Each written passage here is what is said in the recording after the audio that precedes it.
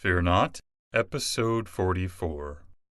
Hi, I'm Billy Atwell, and I believe that consistently facing your fears is the only way to realize your truest self and to make those confident choices that will help you to obtain your deepest held hopes and dreams.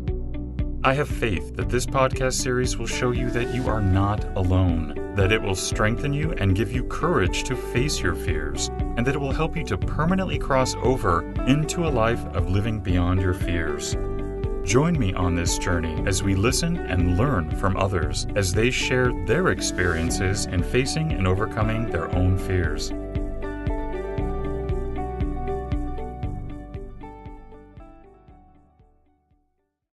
Hello, everybody. Today you and I are going to be joined by Dr. Stephen Simpson. Hello, Stephen. How are you today? I'm very good, thanks, Billy. How are you? Yes, I'm doing very well, and thank you so much for coming on the show. My pleasure, and I'm looking forward to talking to your listeners. Dr. Stephen Simpson is a world-renowned mind coach, presenter, author, and fellow of the Royal Society of Medicine. As a private mind coach, Dr. Simpson counts many luminaries from the sporting, gaming, entertainment, and business worlds among his clients, including number one poker legend Chris Moorman. Dr. Simpson has appeared on the BBC, ITV, Sky, Voice of America, and other top international radio programs, as well as in the pages of Sunday People, Glamour, Golfing World, The Best You magazine, WP Poker, and more, sharing his simple, innovative methods for building luck. Stephen, would you take a few moments to fill in the gaps and maybe give us a brief glimpse of your personal life as well? Yeah, I'm speaking to you right now from Portugal because I'm lucky to have a small house here as well as in London. And in fact, I go to London tomorrow morning. I'm married. I've got two grown-up kids. And you've just pretty much described my job. But my job is my life. It's the thing that I have most fun doing. And the other stuff seems to get stuffed in around the edges. Stephen, I was hoping today that you might help us with some of the techniques that you use, because I know that, you help people on the PGA and some of these world poker tours. Surely your clients have to deal with fear. And so I was hoping that maybe you could share with us some of the techniques that you use with them that we might be able to, use in our own lives. Yeah, certainly. From memory, I don't remember a single client who's come to me and said, I'm frightened or I have fear. But they certainly do. They call it something different. Often they'll say anxiety as if anxiety is, a more acceptable word. But fear is something that we all experience in our lives, and it can come from inside ourselves or outside ourselves. Now, if you're being attacked by somebody with a knife, that's an external event, and fear is a very natural physiological reaction because, as we all know, it fills the bloodstream with adrenaline and it releases a huge amount of energy, and we can, run away or fight as fast as possible. But the fear that comes from inside is in some ways, well, I think it is. It's more dangerous because it eats away at us and it doesn't really come. It's a hallucination because the fear that we have inside ourselves is a product of our own visualization of something that probably is never going to happen. But we become so skillful at building these videos in our mind that it's as if it is the real thing. But the problem is we can't burn off that energy. So stress is another word for it, fear. It's has a terrible effect on our health, mental and physical. And I'm pretty sure it's the same in your country. But the incidence of mental health disease or mental illness is just climbing exponentially. Now, what a conundrum that is, because we're the generation who've never had it so good. And yet we have, more anxiety and depression and all those kinds of things than ever before. We need somebody to explain that one. So why do you think that is? I've got a few theories. I think people do best when they live in the moment. That's the way people describe it now. And the problem with today's, or one of the problems with today's lives, particularly in the West, is that we have too much time to think. And so we spend very little time enjoying the moment, as our forebears would have done. And we spend our time either thinking about all of the things that have gone wrong in the past and hanging on to those memories, or almost as bad, we spend a lot of time thinking about, what might happen in the future. And our minds wired the way they are, we very often think of the bad things in the future that probably won't happen, rather than the good things that, if we're going to think of anything in the future, that would be far more profitable. So what can we do? What do you instruct your clients on how to stay in the present? Um, well, there's a number of different things. I mean, I'm asked this question a lot. And so about, I don't know, 3 years ago, I thought, I'm going to save myself a lot of time here by just trying to identify what are the key things that I have found useful. And by the way, I'm not claiming to have invented these things. Some of them go back thousands of years to the philosophers, but the message is still pretty powerful. And I came up with 7 things. I called them, the 7 secrets, for want of a better name. And any client that I work with, the chances are we're going to touch upon all of those 7 things. And that's the framework. I mean, I'm happy to talk more about any of those if you wish. Yeah, maybe you could share a few with us today. Well, I mean, something that I do for myself as much as with my clients, and I think this is probably grounded in NLP, which is one of the things that I've studied. But in my own words, I make this mantra to myself and stick to it as much as I can, and it is, I will never ever say anything bad about myself ever again. Now, one of my friends who's in the same kind of field, he says, Steve, you can't talk like that in the negative. So for him, here you are, Tony, I will only say good things about myself from this moment forward. Because you see, if you do this, if you do it every day for a month, you're going to start to shift the neurophysiology or the neurochemistry in your brain. You're going to stimulate the good, positive transmitters rather than the negative ones. And it's a really, well, it sounds a simple thing to do. It's harder to do in practice. But just because it sounds simple, it doesn't mean to say it's not powerful, because it is. Maybe you would like to talk about another technique? Yes, well, I will. And perhaps this is more directly related to living in the moment. And I know that this is probably going to irritate a few people, so please, bear with me. But it's my secret number 4, which is mindfulness. And mindfulness is really about staying in the moment. And the problem with our generation, adding to my earlier comments, is that people have probably never been less mindful now than they ever have been. And the reason is because we are multitasking, because of the benefits of technology. We have never been so well informed about absolutely everything that's going on in our planet, and every other planet for that matter. Now, some of this information is absolutely fantastic to have, but a lot of it just clocks our brain up. And the scientists tell us that we can only think of 7 thoughts at once. Well, you just imagine, looking at your Facebook page or checking your email or the breaking news coming through or the text alerts you're getting. You've used up more than those 7 thoughts with that. So how on earth can anybody stay in the present?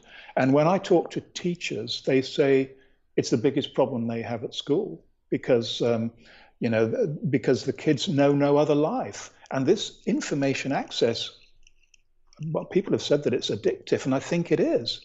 You see what happens when you check into a hotel with all these business people come in. First question they ask is, what's the Wi-Fi passcode? And if anybody says, well, I'm sorry, we don't have Wi-Fi in this hotel, I mean, there still are places somewhere in the world that don't. These people start pulling their hair out. So One of the things I tell my clients, or I try and convince them without sounding like a school teacher myself, I just say, now look, when you're doing something really, really important, like playing poker for a lot of money, um, just turn off your little gadgets just for a few minutes so that you can connect with where you are. You can let your mind come back to the moment. Because when you do that, guess what's going to happen? You're going to unlock parts of your brain that were jammed up before, and you'll find that that will probably help you do what you want to do. So is it just simply a matter of practice? Because I mean, reality is that most people are not going to stop using Facebook or Twitter or uh, so is it just a matter of finding a balance? Something like that. I mean, I'm not suggesting for a moment that people should close down their Facebook accounts. I mean, I don't, and I love to keep in touch with people, and it's how people find me. But it's a very old-fashioned thing to say, but one does need a little bit of personal organization. I mean, there is stuff that we have to get through every day, and if we try and do three or four of those things at the same time, the results, first of all, it's going to take us a lot longer because our focus isn't there. We're not going to do it particularly well either. Now, this is normally when people will interrupt me and they say, Steve, if you just lived in my shoes, do you know how hard life is at the moment? Do you know all of the things that I'm having to do? I'm bringing up children, I'm looking after the home, I have a job, and all these other things. And yeah, that's absolutely true. People who are at work have a lot more pressure probably now than they ever have done. It's not easy out there. So it's about organization, and you can buy gadgets now that actually will, switch off some of these things automatically and then put them back on, when you've got time for them. So there are some simple things we can do, but well worth it, in my humble opinion. If you could recommend one thing for us to do to sort of push us in the right direction, what would that be? I can think of more than one, but I'll start with one.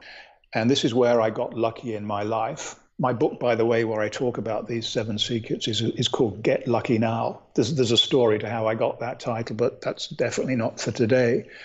But I got lucky because for some reason when I was at medical school, this was when transcendental meditation was very popular. And I just thought, oh, that sounds really cool. And I signed up for it, and it didn't cost a lot of money, even for a student. And I would say that's probably the best investment I've ever made. Because I think if people learn to meditate, and again, meditation is one of these things that doesn't have to be terribly complicated. Anybody who tries to make it complicated just run in the opposite direction. But meditation is one of the ways to get into the moment or into the now. And wherever people are, they'll find classes that they can go along to, and worth consideration. There's another thing that that I've recently got into. Well, probably about the last year. And this is something called Three Principles, which may be familiar to some of your listeners. And that's the philosophy. It's a way of looking at stuff. And it can be particularly helpful when we're feeling stuck in life or when we have, fear or anxiety. And that's a philosophy that was founded by a Scottish engineer called Sydney Banks, who sadly is dead now. But even so, I mean, his thoughts are still spreading to many, many people. Are there other examples of resources that you've come across that you could share with us, such as Sydney? Yeah, another one would be havening. Havening is spelt Havening. So a haven is a place of safety. And this has been around for a few years, and it was founded by Dr. Ron Rudin, who is an American doctor. He's a neurologist by background, I believe. He works in New York. And it's a psychosensory technique, and they have a very good website, which you can see, or there's some demonstrations on plenty on YouTube and places like that. But it involves working with a therapist, and it involves touch in as much as that one's arms will be stroked the client's arms will be stroked by a therapist, at the same time that the therapist is taking them on a mental journey. And I find that it helps to use some hypnotic techniques here, but you don't have to. There are plenty of people who practice havening who certainly aren't hypnotists, or not that they know. But I've seen it produce some tremendous results in people, particularly with anxiety and with post-traumatic stress disorder, which is probably the ultimate expression of anxiety. So that's worth people looking up. And the good thing about it is because there's also a thing called self-havening, where you don't need to be with a therapist, and it's incredibly easy. In fact, I put a video up on YouTube, and I just show how you do it. And basically, you stroke your own arms, and while you're doing it, you close your eyes, and you adopt a simple little mantra that you'll say to yourself. Now, for instance, we're talking about fear. So the mantra for that would be, you have to put it in the present tense, because as I said, the present is where we should be, not the past or the future. So the mantra could be, I am not afraid. I am not afraid. I'm not afraid. Or it could be, I have no fear. I have no fear. Something like that. And one does it for about 3 minutes. And the incredible thing is that it starts to change the way you think about things. So why on earth is that? Well, Dr. Ron Rudin will give you a lot of complex neuroscience to explain it. Way too complicated for me to understand. So my analogy is that this is just a reptilian reflex. It's something that we all do. I mean, what does a mother or anybody do when a child falls over and is crying? We go up to them and we rub their arm, and they say, oh, don't cry, I'm here, you're not alone, whatever. It's a natural comforting thing. But it seems to be hardwired, because even when you do it yourself, you can kind of feel a few little goosebumps, and you can feel something happening, even though you don't know what it is. So another example of something that's pretty simple, but don't write it off just because of that. Stephen, what parting advice would you like to leave with us today? I would say this is a very tiny piece taken out of the three principles that I mentioned earlier. I would say just remember that in a day, we are told we have about 70,000 thoughts. So be aware that none of these thoughts are reality. They're just surfacing from somewhere. It could be from our reptilian brain. It could be from other parts of our brain. And for a thought to become something, we have to put our focus on it. That's called consciousness. We then move this thought from being abstract into having something that's a bit more detail. Now, this is where we have choice. We can choose which of those thoughts we want to allow to grow and to be born. And so if we're going to do that, let's make sure that they're good thoughts. Because our brains are so powerful, more powerful than we can imagine. In fact, I would say to people, you have already everything that you need for pretty much whatever reasonable you want in your life. Your mission is just to find where it's hiding. That's the tough bit. But there are ways to do it. And I've just given a few little clues today, and there are others as well.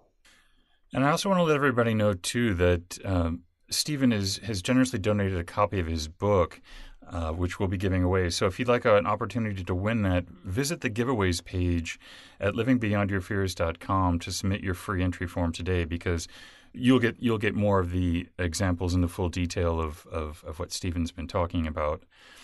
And Stephen, I want to thank you so much for coming on the show today and for being so generous with your time and your knowledge. I really, truly appreciate it.